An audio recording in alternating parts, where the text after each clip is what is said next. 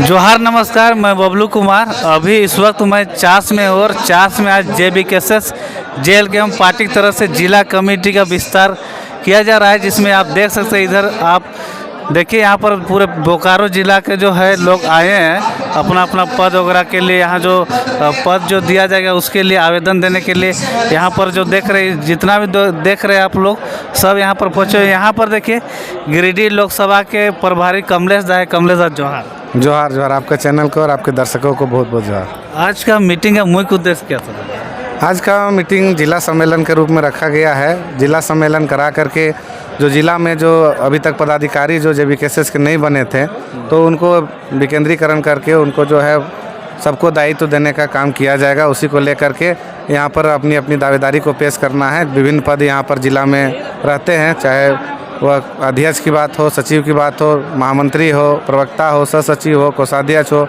इसी तरह सभी पदों पर जो है आवेदन लिए जा रहे हैं। उसी के अनुसार स्क्रीनिंग करके उसके बाद जिला कमेटी का घोषणा किया जाएगा। जो जिला अध्यक्ष चुना जाएगा उसका काम क्या कह रहा है? देखिए, जिला सबको पता है कि जिला में पूरा जिला को लीड करने का दायित्व सर्वप्रथम जिला अध्यक्ष को होता है। और उस जिले के अंतर्गत में जितने भी प्रखंड होते हैं, उस प्रखंड में कमेटी कैसे सुचारू रूप से चले, उस जिले के अंतर्गत में जितने प्रखंड है, कहाँ पर कौन समस्या, उसके खिलाफ में प्रखंड को आगे की ओर, आंदोलन की ओर कैसे ले जाएं, कैसे लोगों की जन समस्याओं का समाधान हो, उसको लेकर के प्रखंड को हमेशा अपना दिशा निर्देश देने का भी काम करते हैं जिला कमेटी के लोग। और साथ ही साथ उनको सहयोग करने का भी प्रयास करते हैं कि आने वाले समय में जब चुनाव होता है या फिर संगठन का जो संगठनात्मक ढांचा जो बनता है, चाहे प्रखंड कमेटी के रूप में हो, चाहे पंचायत कमेटी के रूप में हो, या फिर बूथ लेवल जो कार्यकर्ता जो होते हैं बूथ कमेटी के रूप में जो हो, वो सब बनाने में उनका मुख्य भूमिका रहता है। और उन्हीं के दिशा निर्देश पर पूरे जिला के जो सभी प्रखंडों पंचायतों में संगठन का निर्माण किया जाता है। जैसे इससे पहले, जैसे लोकसभा चुनाव से पहले प्रखंड कमेटी का विस्तार हुआ, पंचायत कमेटी का विस्तार, ऐसा क्या आवश्यकता पड़ गया कि जिला कमेटी का विस्तार करना पड़ा? नहीं, देखिए, कोई भी राजनीतिक दल हो या सामाजिक संगठन हो, एक स्टेज होता है कि केंद्र कमेटी, केंद्र के बाद प्रमंडल स्तर पे कमेटी अगर हो सकता है तो हो, उसके बाद जिला स्तर पे कमेटी बनता है। क्योंकि डायरेक्टली रूप से केंद्र से डायरेक्टली रूप से प्रखंड पर संगठन को चलाना इतना आसान नहीं होता है। इसी को लेकर के स्टेप बाय स्टेप, जैसे अगर कहें तो देश में जैसे प्रधानमंत्री होते हैं, उसके बाद उससे नीचे राज्य में मुख्यमंत्री होते हैं, मुख्यमंत्री के बाद जिला में DC वगैरह होते हैं। तो इन सबों का दायित्व होता है कि निचला स्तर को एक छोटे छोटे स्टेप में बांट करके सभी कामों को क्रियान्वित करने के लिए जिला कमेटी की आवश्यकता हर पार्टी में होता है, हर संगठन में होता है। उसी को लेकर के चूँकि हम लोग लोकसभा चुनाव आनंद फानंद में बहुत जल्दी में लड़े थे, पार्टी को घोषणा किए हुए लगभग 5-6 महीना के अंतर्गत में हुआ था, तो हम लोगों ने सोचा था कि पंचायत स्तर से हम लोग ऊपर जाएंगे, पंचायत कमेटी करने के बाद प्रखंड स्तर के बाद जिला स्तर में जाएंगे। तो जिला स्तर के आते आते क्या हुआ कि चुनाव आ गया, जिसके कारण चुनाव के पहले जिला कमेटी का निर्माण नहीं हो पाया था। लेकिन अब चूँकि चुनाव खत्म हो चुका है और फिर आगे हम लोग संगठनात्मक ढांचा को मजबूत करने की दिशा में हम लोग पहल किए हैं और बढ़ रहे हैं, इसलिए पुनः जिला कमेटी को हम लोग विस्तार करें। जैसे जो भी अगर जिला कमेटी में लोग चिन्हित किए जाएंगे और हो सकता है अदर पार्टी से उनका लिंक हो, अगर हो सकता है तो उस समय आप लोग क्या कीजिए? नहीं, देखिए, एक चीज़ है कि सर्वप्रथम पार्टी जो स्टेप ली है, जो आज जिला कमेटी का घोषणा करेगी, तो उसके लिए स्क्रीनिंग किया जा रहा है। सर्वप्रथम आप देखे होंगे कि अन्य दल में सीधा सीधी अपनी दावेदारी पेश करनी होती है और दावेदारी के आधार पर ऊपर से सीधे लिस्ट आ जाता है। लेकिन यहाँ पर आप देख रहे होंगे एक फॉर्म, जैसे एक हम लोग होते हैं ना, नौकरी के लिए एक फॉर्म भरते हैं, अपनी काबिलियत को दिखाना है। सर्वप्रथम अपनी काबिलियत को दिखाना है। दूसरी बात है कि पार्टी में विशेषकर से वैसे लोग जो पहले से हमारी पार्टी को सींचते आ रहे हैं, चुनाव में उनकी महत्वपूर्ण भूमिका रही है, वैसे महत्वपूर्ण लोगों को यहाँ पर जिला स्तर में जिम्मेवारी दी जाएगी। और उसके लिए स्क्रीनिंग कमेटी के तौर पर कुछ लोगों को नियुक्त किया गया है स्क्रीनिंग करने के लिए, और वो अपना काम, अपना दायित्व को निभा रहे हैं। तो जैसे आप लोग जिस तरह से 8 लोकसभा चुनाव लड़े, तो 8 लोकसभा में अपना अपना प्रत्याशी दिए, उसी तरह जिस तरह से उम्मीद लग रहा था, सबसे ज़्यादा उम्मीद था कि गिरिडीह लोकसभा से केंद्र अध्यक्ष टाइगर जयराम महतो जीतेंगे, लेकिन उम्मीद ही रह गया। क्या इस तरह भी विधानसभा में जिस तरह लग रहा है कि लोग बोल रहे हैं कि JBKSS JLK पार्टी जो है सरकार बनाएगी, उसी तरह जैसे लोकसभा का परिणाम आया उम्मीद के अनुसार नहीं आया, तो इस बार भी उम्मीदें रह जाएगा क्या? नहीं, ऐसी बात नहीं है। देखिए, कोई भी व्यक्ति जब स्टार्टिंग में चुनाव में आता है या कहीं पर भी आप देखे होंगे कि अगर कहीं पर हम लोग काम के लिए जाते हैं, काम करने के लिए, तो वहाँ भी एक अनुभव एक बहुत बड़ा क्राइटेरिया होता है, जिसके तहत पर बहुत सारे फैक्ट्री हो, कंपनी हो, उसमें अनुभव के आधार पर नौकरियाँ दी जाती है। तो हमारे क्षेत्र में जो इस बार जो लोकसभा का चुनाव हुआ, उसमें जितने भी हमारे कैडर थे या कार्यकर्ता थे, उनके पास अनुभव की एक कमी थी और हमारे पार्टी में जो है अनुभवी लोग का खासा कमी रहा, जिसके कारण से आज दिखा ये कमी हम लोगों ने चुनाव में बहुत ज़्यादा महसूस किया।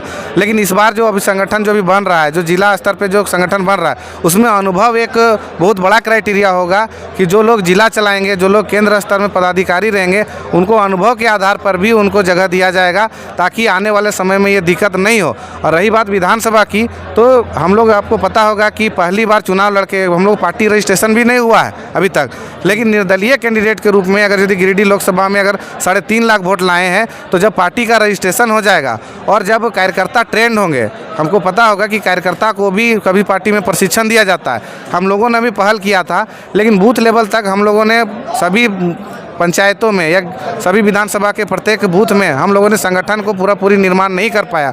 हमको लगता है कि 60% लगभग बूथ में हम लोगों ने संगठन को मजबूत कर पाए थे, जिसके कारण से जो 40% मान लगभग 1000 बूथों में हम लोगों ने कोई बूथ एजेंट तक नहीं बैठाया था, जिसका परिणाम हुआ जानते होंगे कि भाजपा, कांग्रेस, जेएमएम, आजसू जितनी भी बड़ी पार्टियां हैं, सभी चुनाव में एक बूथ मैनेजमेंट करती है और बूथ मैनेजमेंट में जो बूथ में जो 10 से 12 कार्यकर्ता या 15 कार्यकर्ता जो रहते हैं, वो बूथ में वोट दिलाने का भी काम करते हैं और कम से कम वो ये सिक्योर करते हैं कि हमारे बूथ में कम से कम 100 वोट तो जरूर उनको पड़ेगा। ये सिक्योर करते हैं, वो हमारे में कमी रहा, जिसके कारण से हमारा लोकसभा में कहीं पर भी रिजल्ट नहीं हो पाया। लेकिन आने वाला विधानसभा चुनाव में ये सब गलतियां हम लोगों ने इंगित किया है और उसको दूर करके हम लोग चुनाव में आएंगे और संभवतः हम लोग ऐसी स्थिति में रहेंगे चुनाव जीत करके कि हमारे बिना झारखंड में कोई सरकार नहीं बना सकेगी। उम्मीदवार का नाम कब घोषणा करेंगे आप तो अनुमान लगा लिए 55 सीटों का, लेकिन यहाँ जो है टफ है कि उम्मीदवार का नाम का घोषणा, बहुत सारे जो आपके कार्यकर्ता है दावा कर रहे हैं, उसका आप लोग कब तक उम्मीदवार का नाम घोषणा करेंगे? देखिए, सभी पार्टी में हो, संवैधानिक रूप से प्रत्येक कार्यकर्ता को जो पार्टी के लिए समर्पित है, जो पार्टी के लिए काम किया है, उनको दावेदारी प्रस्तुत करने का अधिकार होता है।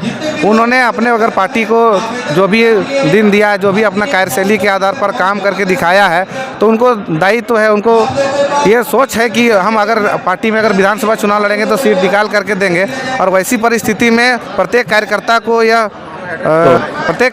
को अधिकार है कि वो पार्टी में अपनी दावेदारी पेश कर सकता है। और रही बात टिकट की और कैंडिडेट घोषणा की, बहुत जल्द हो जाएगा। हमको लगता है कि कुछ सीटों पर जहां पर हम लोग काफ़ी मजबूत है, वैसे सीटों पर 10 से 15 दिनों में हमको लगता है कि 15 दिनों में लगभग में घोषणा होने का संभावना है, क्योंकि केंद्रीय अध्यक्ष जी ने कहा है कि इस बार पिछले बार की जैसे गलती नहीं करेंगे। अंतिम समय में हम लोग कैंडिडेट का घोषणा नहीं करके हम लोग इस बार पहले करेंगे, ताकि कैंडिडेट को तैयारी करने का भी मौका मिले। अपने स्तर से तैयारी, देखिए संगठन कितना भी काम करे, लेकिन कैंडिडेट को अपने स्तर से भी तैयारी करने का ज़रूरत पड़ता है।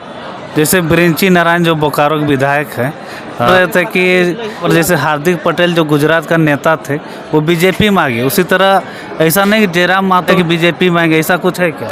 नहीं, देखिए, बोलने वाला तो बहुत तरह के बात बोला। अभी अखबार के माध्यम से आप लोगों ने देखा होगा कि भाजपा आजसू को दरकिनार करके जेबीकेएस को सटाने के चक्कर में लगी है ना। लेकिन एक बात हम एक उदाहरण से आपको बताना चाहते हैं कि आप बिकिएगा कि नहीं बिकिएगा, ये आप पर निर्भर करता है। क्या कभी जेबीकेएस के कार्यकर्ता या जेबीकेएस के केंद्रीय अध्यक्ष ने कहा कि हम भाजपा की ओर जाएंगे? कभी नहीं कहा। लेकिन भाजपा के लोग ये जरूर अपना आंकड़ा देख रहे हैं कि आजसू के पास वो वोट बैंक नहीं रहा, तो जिसके कारण हम लोग जेबीकेएस को अपनी ओर सटाने का काम करेंगे। तो ऐसा कोई बात नहीं है। और रहा बात हार्दिक पटेल की बात, तो हार्दिक पटेल जब काम किए थे, वो सामाजिक रूप से वो उभरे थे, वो अपना कुर्मी समाज को लेकर के वो उभरे थे, जिसके कारण से उनका ये दुर्गति हुआ। लेकिन हमारे जो नेता है वो कुर्मी समाज के नेता ही नहीं, आपको पता होगा अभी हाल फिलहाल में भी टाइगर दल ने बयान भी दिया था कि जरीडीह प्रखंड उनके लोकसभा में एक ऐसा प्रखंड है जहाँ पर 1-2 गाँव ही सिर्फ कुर्मी गाँव है, उसके बावजूद भी 17,500 वोट दिया। तो वो एक समाज का नेता नहीं है और आने वाले समय में ये दिखेगा। और बहुत सारे लोगों का ये मनसा था, ये सोच था जनता का कि इस बार हम लोग मोदी को देखना चाह रहे हैं, इसके कारण से आप विधानसभा में आइए, आपको मुख्यमंत्री के रूप में देखना चाह रहे थे। इसलिए हो सकता है कुछ लोगों का आशीर्वाद हम लोग को नहीं मिला, लेकिन इस बार विधानसभा में पूर्ण रूप से जनता का हम लोग आशीर्वाद मिलेगा और बहुत अच्छा हम लोग इस बार विधानसभा में करेंगे। बहुत बहुत धन्यवाद। आपको भी बहुत बहुत धन्यवाद। तो आप देख रहे थे यहाँ पर कमलेश दा जो गिरिडीह लोकसभा के प्रभारी थे, इनसे बात की। और आज यहाँ पर जितना भीड़ आप देख रहे हैं यहाँ पर जिला कमेटी का विस्तार करने के लिए जो यहाँ पर एक ये जो मीटिंग रखा गया है, जिसमें पूरा बोकारो जिला के JVKC कार्यकर्ता जो लोग आवेदन करना चाह रहे हैं कि हम जिला कमेटी में काम करेंगे, बढ़िया काम करेंगे। आगे खबर देखने के लिए हमारा YouTube channel Bablu Mahato like subscribe share जरूर कीजिए। जय झारखंड, जोहार।